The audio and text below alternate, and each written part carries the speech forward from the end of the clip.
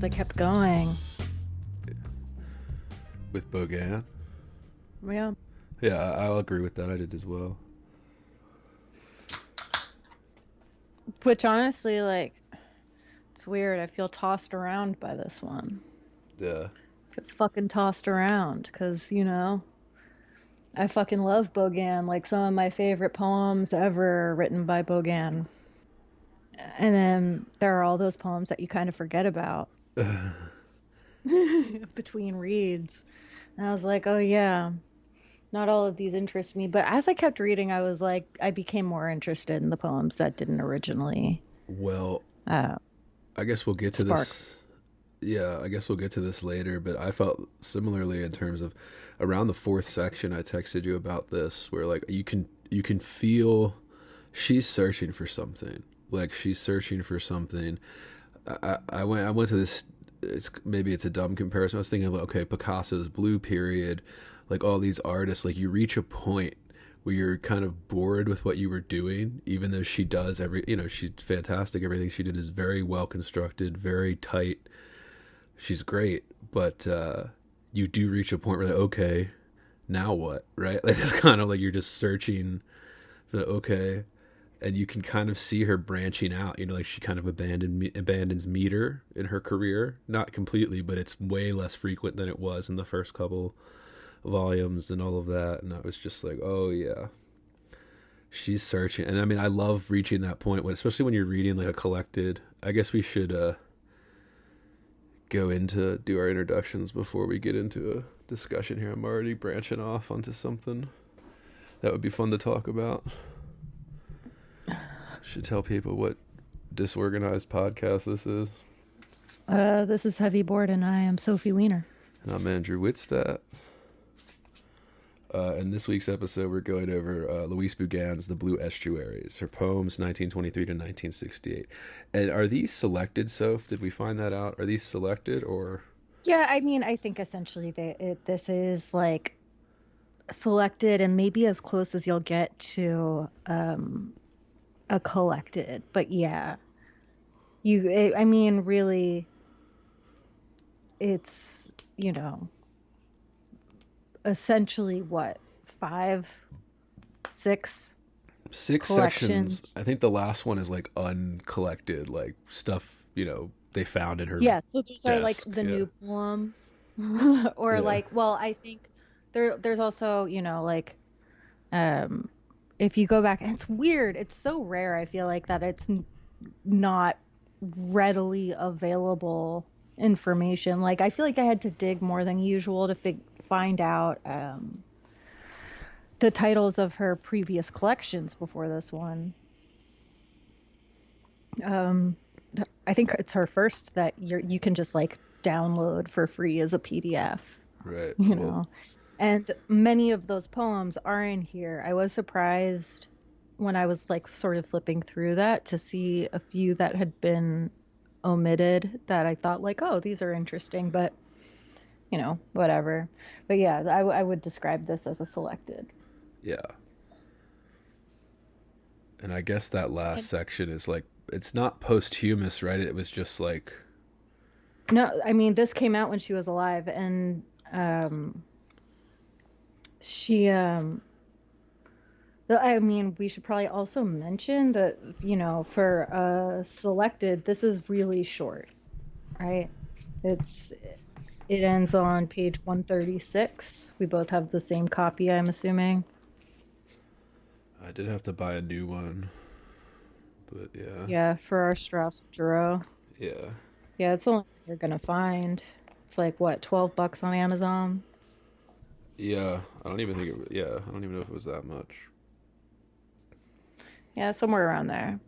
Um, but yeah, really short. So, I mean, you could look at a selected from a lot of other poets who had, equally long careers. It's not like she had some crazy short career as a writer, but I think she was also so much a critic that maybe, you know, she had more of a balance between actually writing poetry and writing prose. Yeah, I've thought about that more recently. I really just in the last couple days, the last week, where I'm just like, yeah, if you're writing a lot of poetry, well, like that takes a lot of time out of your life. So it's like, if you're doing something like you're a working critic at her level, that takes a lot of time. So even then, you would, I mean, unless you have, I don't know. It's just if you're working a whole lot on something, you're not doing something else, right? Like you're not. Yeah, well, and she had a particularly long career as the poetry critic at the New Yorker. Yeah, pretty prestigious position. And she was writing, the modern period primarily into the contemporary period. I don't know that I would. I know that she has been described as a modernist. I'm not convinced that I would describe her that way. I'm not really convinced one way or another. I don't especially care to situate her within a particular movement. Uh, yeah. Sometimes that's more limiting, especially when you get ones that don't quite fit any of the movements. Uh, you know, like this is always like William Carlos Williams, right? Like people want to call him a modernist because he was writing at the same time, but he's not really like. I mean, I guess he is technically if we're I just mean, he going was an by. imagist, Yeah. which was like considered an offshoot of modernism, I guess, but it never made all that much sense to me except in terms of its preoccupations.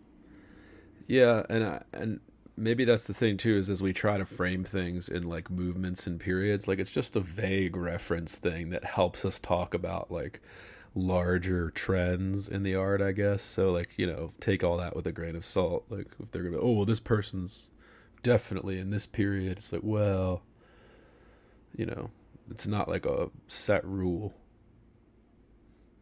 Yeah. Well, I liked her quote. I couldn't find the source for this quote. I was looking desperately for it. I didn't Oh, look for it for very long.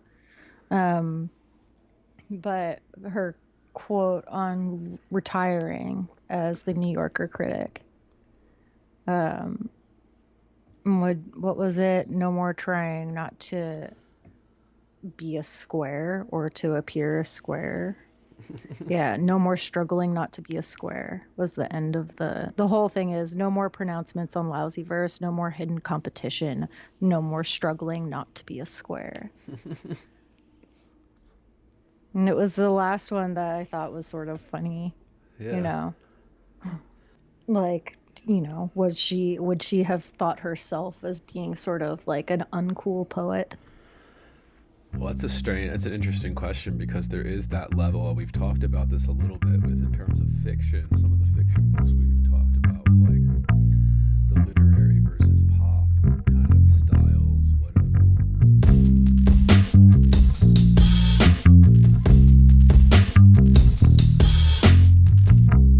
Heavy. Bored. Heavy. I am heavy, heavy, heavy. Bored. If you're hearing this, you're listening to the free version of Heavy Board. If you'd like to hear the full episode, become one of our subscribers at patreon.com/heavyboard. For less than 1 cup of coffee per month, you will receive full access to uncensored episodes, jerk shop, special dispatches, bonus interviews, and more. Come join the conversation today at patreon.com/heavyboard.